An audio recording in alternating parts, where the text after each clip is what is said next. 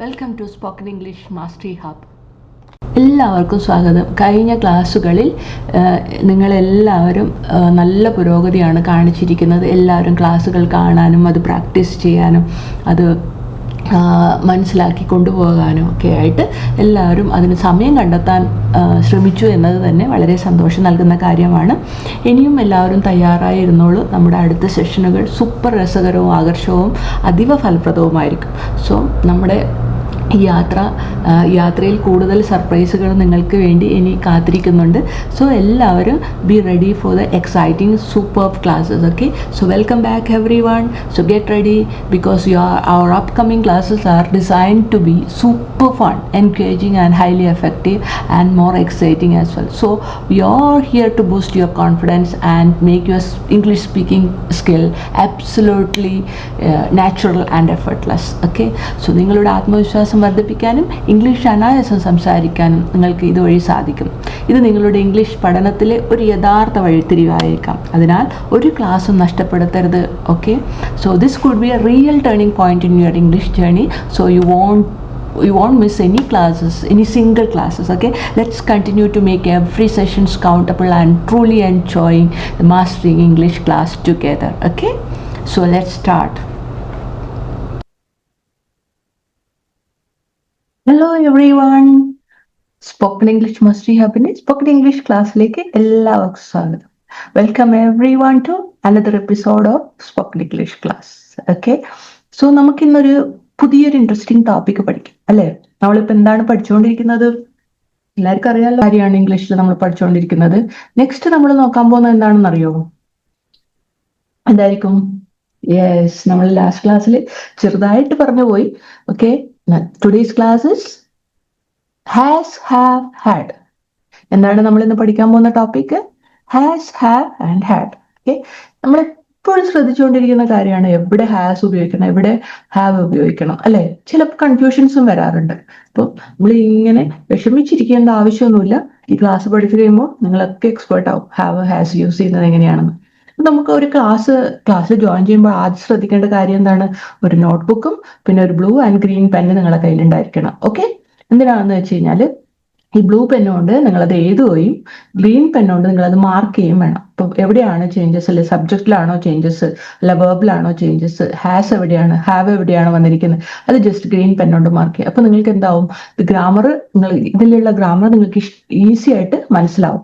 Okay, അപ്പൊ ഇന്ന് നിങ്ങൾ പഠിച്ച കാര്യം നെക്സ്റ്റ് ഒരു ആഫ്റ്റർ 1 വീക്ക് എടുത്ത് നോക്കുമ്പോൾ പെട്ടെന്ന് നിങ്ങൾക്കത് മനസ്സിലാവാനായിട്ടാണ് നമ്മൾ എന്താണോ പഠിക്കുന്നത് ആ പഠിക്കുന്ന ചേഞ്ചസ് അവിടെ ഗ്രീനിൽ അണ്ടർലൈൻ ഇട്ട് വെക്കുക. ഓക്കെ, നമുക്ക് ക്ലാസ്സിലേക്ക് പോവാം. ലെറ്റ്സ് സ്റ്റാർട്ട് ദ ക്ലാസ് അല്ലേ? അപ്പൊ എന്താണ് ഇന്നത്തെ ടോപ്പിക്? എല്ലാവരും പറഞ്ഞേ.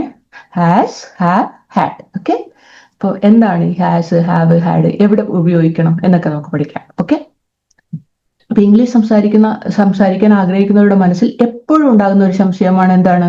ഹാസ്, ഹാവ്, ഹാഡ് എന്നിവ എവിടെ ഉപയോഗിക്കണം എന്നത് അല്ലെ? ചിലപ്പോൾ ഹി ഹാവ് എന്ന് പറഞ്ഞു പോകാറുണ്ടോ? ഷീ ഹാവ് എന്ന് പറയാറുണ്ടോ നമ്മള്? അല്ലെങ്കിൽ ഐ ഹാസ് എന്ന് പറഞ്ഞിട്ടുണ്ടോ? ഇപ്പൊ നമ്മൾ പല സമയത്തും പല രീതിയിലായിരിക്കും. ചിലപ്പോൾ തെറ്റി അറിയാവുന്ന കാര്യം തന്നെ നമ്മൾ എത്ര പേര് മിസ്റ്റേക്സ് ഉണ്ടാക്കുന്നുണ്ട്. കുഴപ്പമില്ല, പക്ഷെ അറിഞ്ഞുകൊണ്ട് ഇനിയിപ്പോ നിങ്ങൾക്കത് എവിടെയാണ് ഉപയോഗിക്കേണ്ടത് ഞാൻ കൃത്യമായിട്ട് ഇവിടെ പറഞ്ഞു തരും.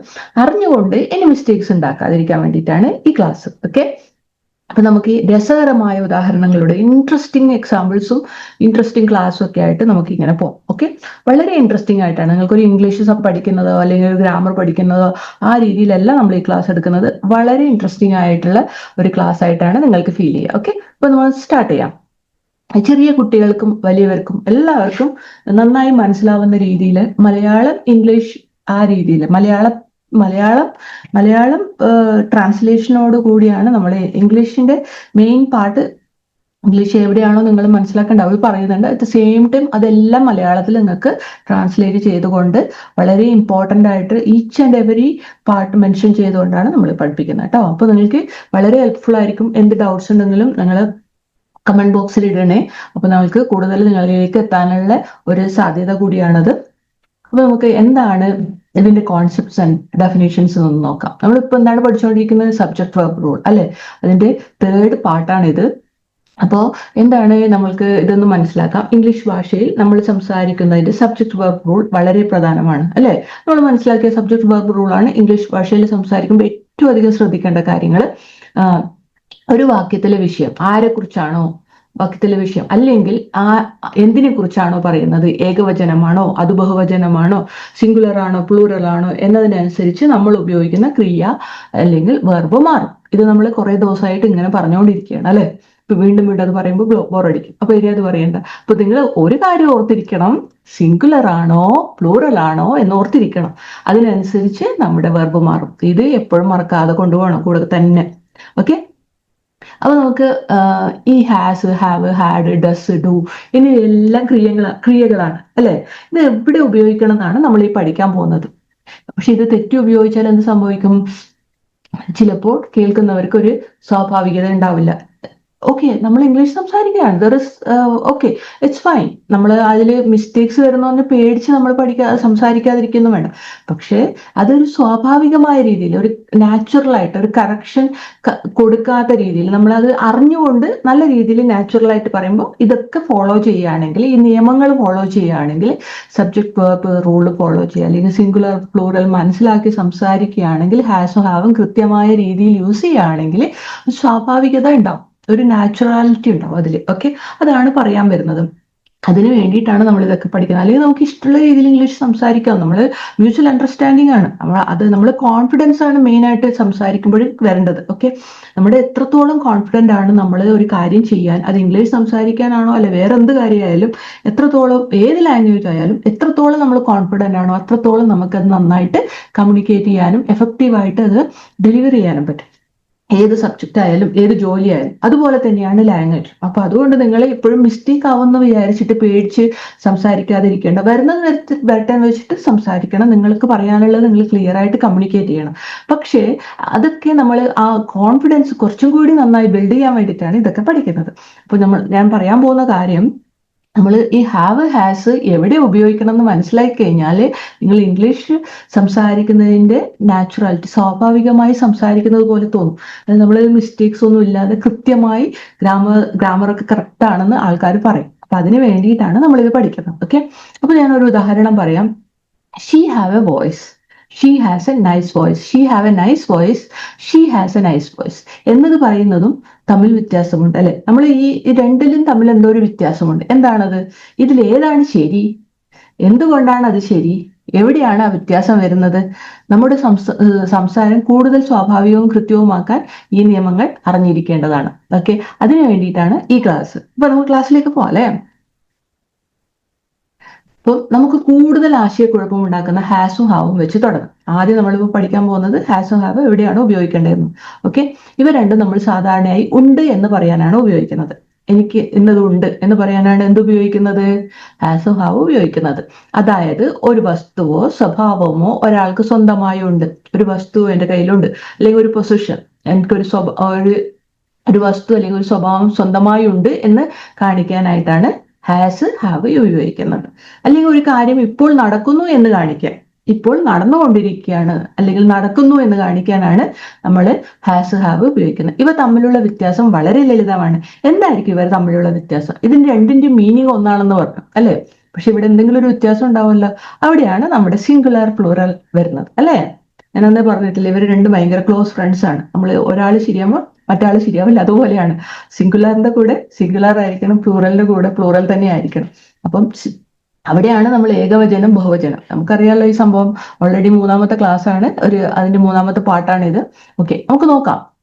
ഇതിൽ ഹാസ് എവിടെ ഉപയോഗിക്കണം, ഹാവ് എവിടെ ഉപയോഗിക്കണം എന്നുള്ള കാര്യങ്ങളാണ് നമ്മൾ ഇനി പഠിക്കാൻ പോകുന്നത്. ഓക്കെ, അപ്പൊ ഹാസിന്റെ പ്രത്യേകതകൾ എന്തൊക്കെയാണ്? ഓക്കെ, ഹാസ് എന്ന് പറയുന്നത് എന്താണ്? ഏകവചനം. മനസ്സിലായോ?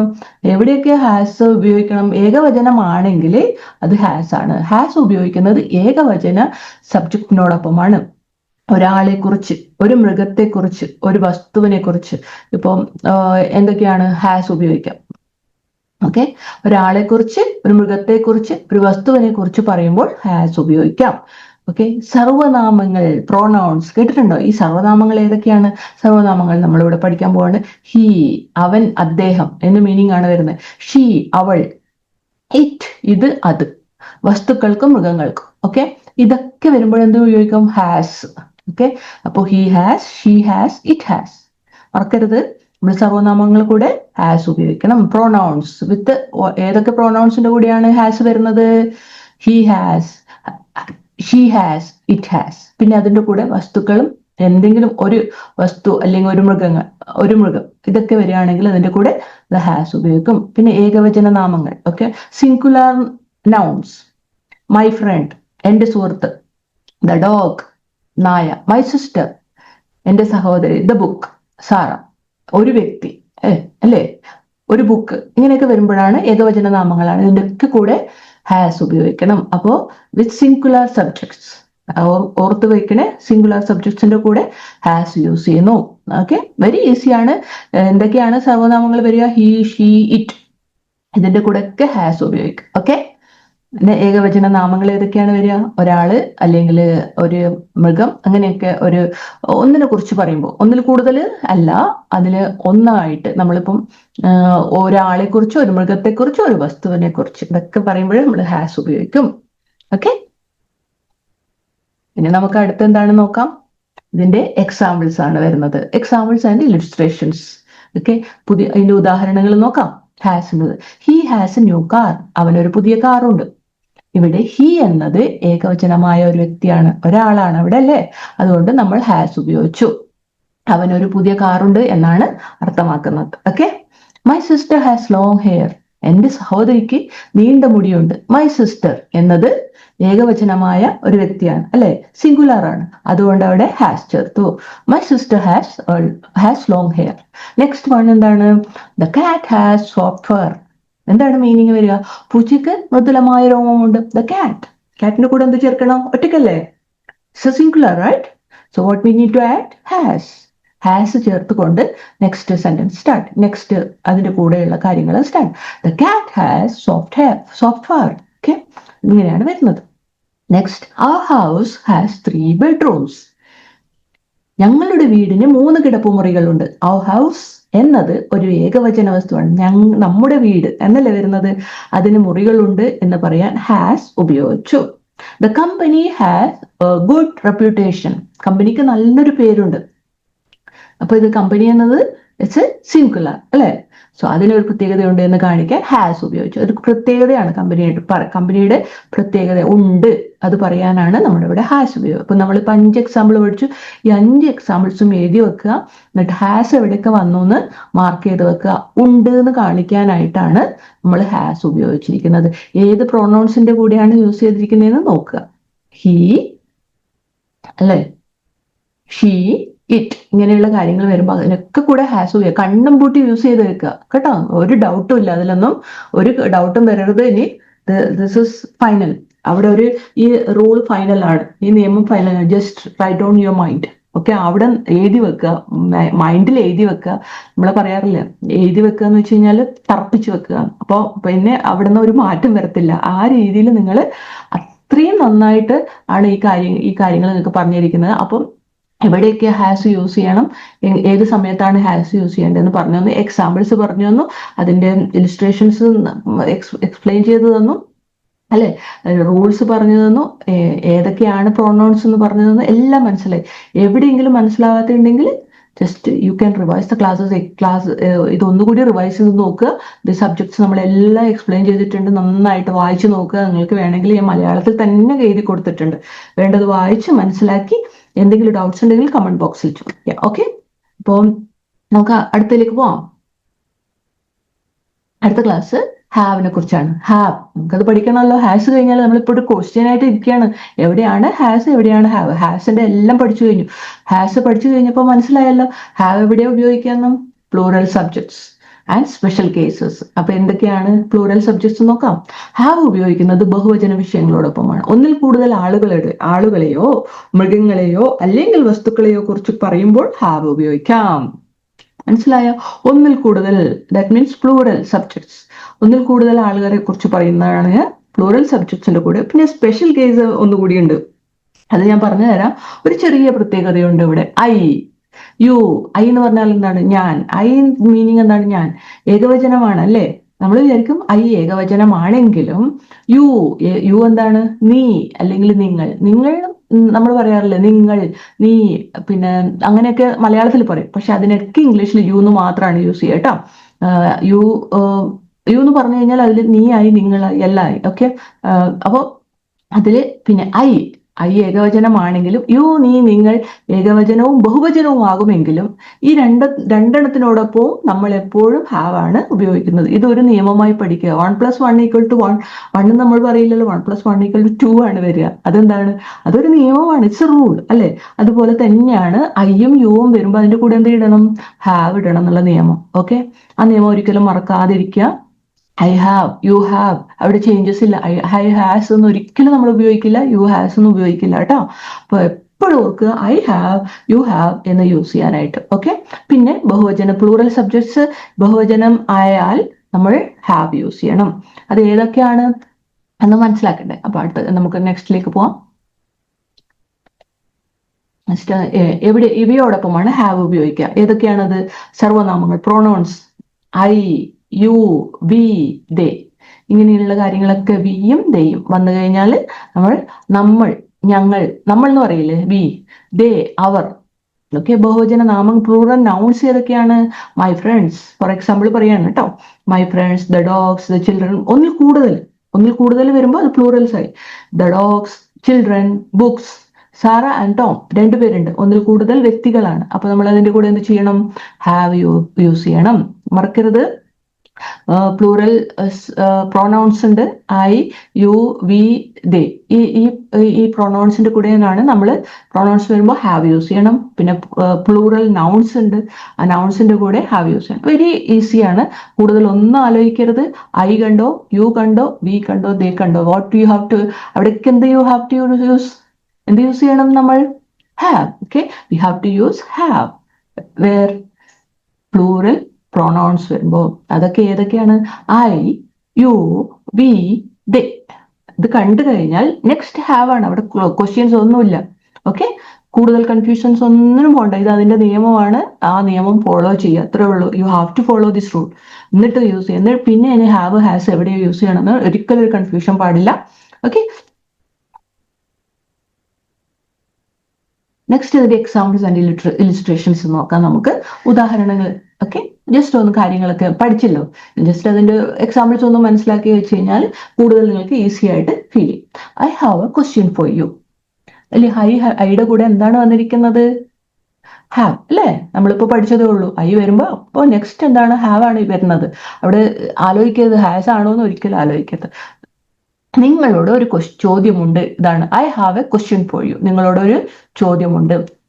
ഐ ഏകവചനമാണെങ്കിലും ഐയോടൊപ്പം എപ്പോഴും ഹാവ് ആണ് ഉപയോഗിക്കുക. ഇതൊരു പ്രത്യേക നിയമമാണ്, എപ്പോഴും ഓർത്ത് വെക്കേണ്ട നിയമമാണ്. നമ്മൾ ഓൾറെഡി ഡിസ്കസ് ചെയ്ത് കഴിഞ്ഞാണ്. You have beautiful ice. നിങ്ങൾക്ക് മനോഹരമായ കണ്ണുകളുണ്ട്. യു ഏകവചനമായാലും ബഹുവചനമായാലും ഹാവ് ആണ് ഉപയോഗിക്കുക. അവിടെ യുന് യാതൊരു ചെയ്ത് ഓൾറെഡി നമ്മൾ പഠിച്ച നിയമമാണ് അല്ലെ, നേരത്തെ മനസ്സിലാക്കി തന്നല്ലോ. അപ്പൊ അത് ഓർത്ത് വെക്കുക. യു കണ്ടു കഴിഞ്ഞാൽ നെക്സ്റ്റ് ഹാവ് ആണ്. അവിടെ ആലോചിക്കരുത് ഹാവ് ആണോ ഹാസ് ആണോ, ഒന്നും ആലോചിക്കേണ്ട ആവശ്യമില്ല. It's have. Okay, no more thinking. Okay, next we have a lot of homework tonight. ഇന്ന് കുറച്ചധികം ഹോംവർക്ക് ഉണ്ട്, ഒരുപാട് ഹോംവർക്ക് ചെയ്യാനുണ്ട്.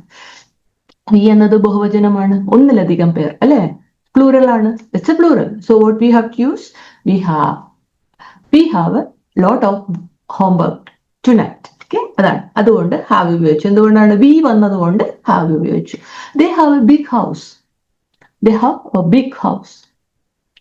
അവർക്ക് ഒരു വലിയ വീടുണ്ട്. They have a big house. എങ്ങനെയാണ് പറയും? ദേ വരുമ്പോ ഹാവ്. ഓക്കെ, എന്നത് they is a plural. So അതൊരു പ്ലൂറൽ ആയതുകൊണ്ട്, ദേ എന്ന് പറയുന്നത് ഒരു പ്ലൂറൽ ആയതുകൊണ്ട് അതുകൊണ്ട് ഹാവ് ഉപയോഗിച്ചു. ഓക്കെ, പ്ലൂറൽ ആകുമ്പോൾ നമ്മൾ എന്ത് ചെയ്യണം? ഹാവ് യൂസ് ചെയ്യണം. അപ്പൊ ദേ എന്ന് പറഞ്ഞാൽ അപ്പോൾ പ്ലൂറൽ ആണ്. They have a big house. They have a big house. അങ്ങനെയാണ് വായിക്കുക. അവർക്കൊരു വലിയ വീടുണ്ട്. Okay, the students have finished their assignments. വിദ്യാർത്ഥികൾ അവരുടെ അസൈൻമെന്റുകൾ പൂർത്തിയാക്കി. അപ്പോ അതില് എന്തുകൊണ്ടാണ് അവിടെ ഹാവ് യൂസ് ചെയ്തത് മനസ്സിലായല്ലോ? ഒന്നിൽ കൂടുതൽ ആൾക്കാരുണ്ട്, the students.